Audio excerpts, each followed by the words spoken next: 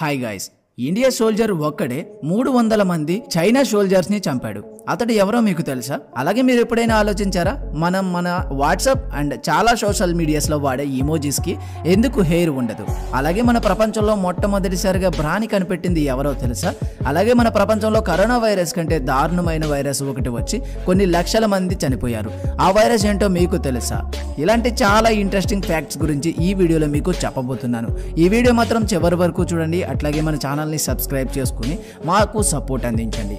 Fact number 1, Taj Mahal మీద lights ఎందుకు ఉండవు? దీని గురించి చాలా మంది చాలా కారణాలు చెబుతూ ఉంటారు.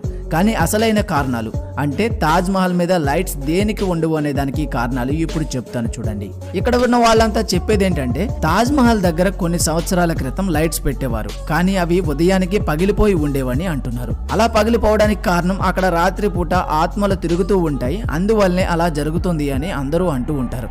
కానీ అది అస్సలు నిజం కాదు.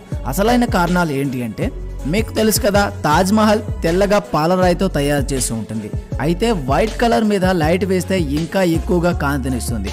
అప్పుడు తాజ్మహల్ ఇంకా ఎక్కువగా అందంగా కనిపించడానికి అవకాశం ఉంటుంది.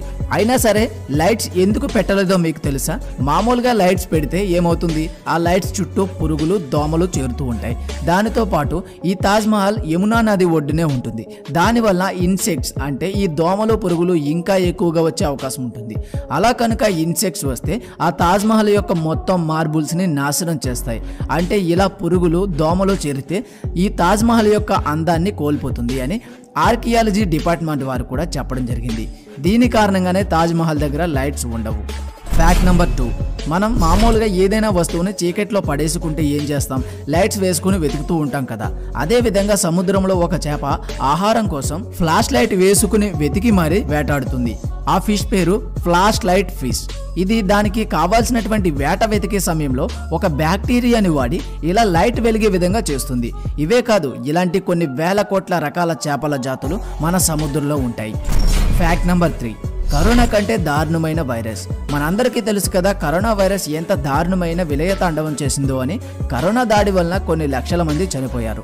అంతేకాదు, ఎంతో మంది కళ్ళ ముందు చనిపోతున్నా సహాయం చేయలేని పరిస్థితిలో వచ్చేసాం మనం. అయితే మనం దీనికే ఇలా అంటే, దీనికంటే ముందు అంటే 1832 సంవత్సరంలో కలరా అనే ఒక వైరస్ వచ్చింది.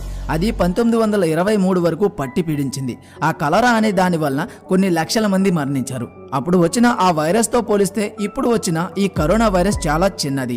ఫ్యాక్ట్ నెంబర్ 4, మనం మన లవర్స్తో కానీ లేదా ఎవరితో అయినా చాట్ చేస్తున్నా లేదా ఏదైనా సోషల్ మీడియాలో కామెంట్ చేయాలి అన్నా ఇమోజీ ఫ్యాషన్గా వాడుతూ ఉంటాం.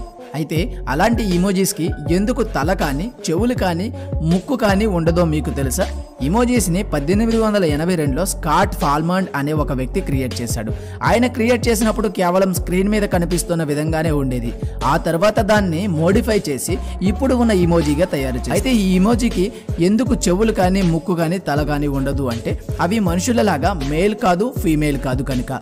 అలాగే అవి కేవలం మన ఫీలింగ్స్ని మాత్రమే చూపించడానికి యూజ్ చేస్తూ ఉంటాం కనుక వాటికి ఇలాంటివేవి ఉండవు. ఫ్యాక్ట్ నెంబర్ 5, ప్రస్తుత రోజుల్లో ఆడవాళ్ళు బ్రాలని వాడుతూ ఉంటారు కదా. అయితే అవి అసలు మొట్టమొదటిసారిగా ఎవరు కనిపెట్టారు? ఎక్కడ కనిపెట్టారో తెలుసా? ప్రపంచంలోనే మొట్టమొదటిసారిగా బ్రాని కరెస్సీ క్రాస్బీ అనే ఆమె 1914లో కనిపెట్టడం జరిగింది. అలా కనిపెట్టిన కొంతకాలానికి అందులో మోడిఫికేషన్ చేసి ఇప్పుడు ఇంకా బాగా తయారు చేస్తున్నారు. అలాగే ఈ ఫ్యాక్ట్ వినేటప్పుడు కానీ, విన్న తర్వాత కానీ తప్పుగా అనుకోవాల్సిన అవసరం లేదు. ఎందుకంటే బ్రా అనేది ఒక మామూలు వస్తువు మాత్రమే. ఫ్యాక్ట్ నెంబర్ 6, ఇప్పుడు చెప్పబోతున్న ఫ్యాక్ట్లో మన ఇండియన్ ఆర్మీలో ఉండే ఒక వ్యక్తి గురించి చెప్పబోతున్నాను. ఇలాంటి వ్యక్తులను మనం ఇండియన్ ఆర్మీలో మాత్రమే చూడగలుగుతాం. 1962 సమయంలో ఇండియన్ మరియు చైనా యుద్ధం జరుగుతుంది.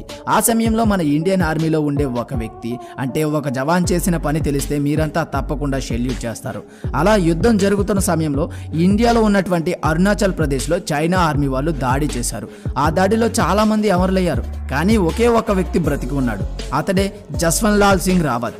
అప్పుడు ఆ జవాన్ భయంతో పారిపోకుండా దాడి చేస్తున్న చైనా వారి మీద ఒక సింహంలా విరుచుకుపడి అతడు ఒక్కడే వారందరితో పోరాడి 300 మంది చైనా సోల్జర్స్ని అంతమొందించాడు.